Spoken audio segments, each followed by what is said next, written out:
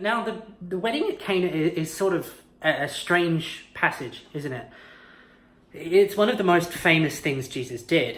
Think about it. If you ask any non-Christian on the street who Jesus was, they probably tell you something about the cross first, maybe, and then the second and third things are probably going to be walking on water and turning water into wine. So we bring a lot of baggage into this passage, don't we? But I'd ask you to try and look at this story with fresh eyes today. Because when you think about it, it doesn't quite fit into our view of Jesus, does it? If you come in with many of your preconceptions of who Jesus was, which many of us do, whether that's like gentle Jesus, meek and mild, with a lamb constantly strung over his shoulders, or puritanical, all rules and no play Jesus who doubles as the mayor and Footloose.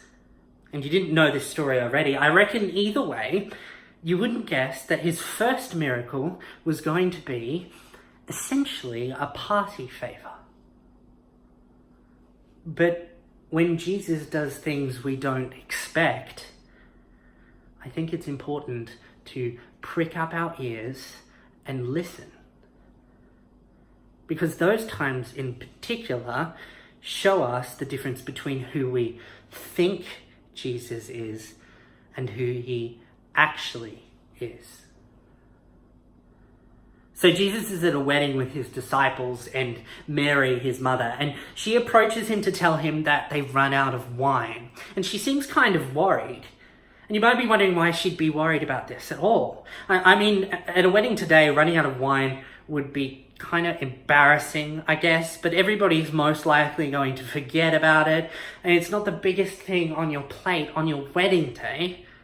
But things were a little different in first century Judea. You actually had a legal responsibility to cater well for a wedding. So the bride and groom were at risk of being sued.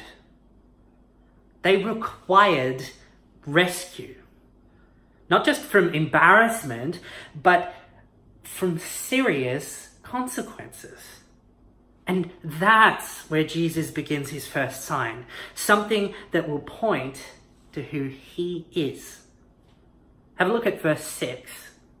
Nearby stood 6 stone water jars, the kind used by the Jews for ceremonial washing, each holding from 20 to 30 gallons.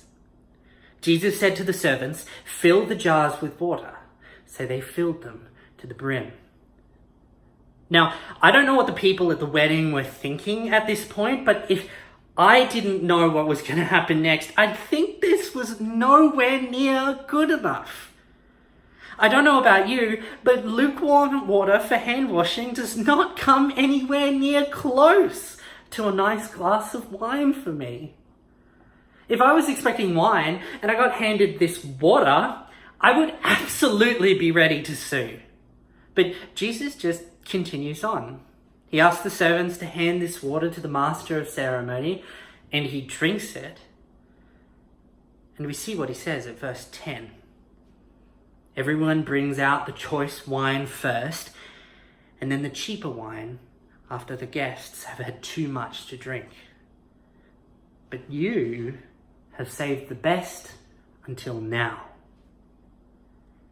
He didn't just do the minimum amount of what was required to save the bride and groom from this penalty. He took this water and transformed it into the best wine at the party.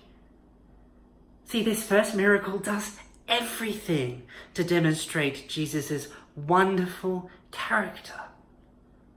First, he just rescues these people from the consequences of what they've done. I mean, they knew about the law. They must have had an idea how many people were coming to the wedding, but they just messed up. They didn't do a good enough job. But Jesus rescues them anyway. And how does he do it? See, here Jesus takes lukewarm, hand-washing water that's nowhere near good enough, that doesn't even come close, and he turns it into the best drink at the party. It reflects the miracle he's here to do for his people. See, he takes hearts that are nowhere near good enough, that don't even come close, and he turns them into something completely new at the cross. See, whatever baggage you bring to this story, whatever version of Jesus you think you know, this is the version of Jesus the Gospels show us. So how do we respond? Well, the disciples believed. They just trusted in Jesus, in the claims that he made, in his ability to rescue them, and his ability to transform and sanctify them. Verse 11. What Jesus did here in Cana of Galilee was the first of the signs through which he revealed his glory, and his disciples believed in him. And as Christians, we're called to live our lives drawing upon that knowledge and trusting in Jesus, who is transforming us like water into wine.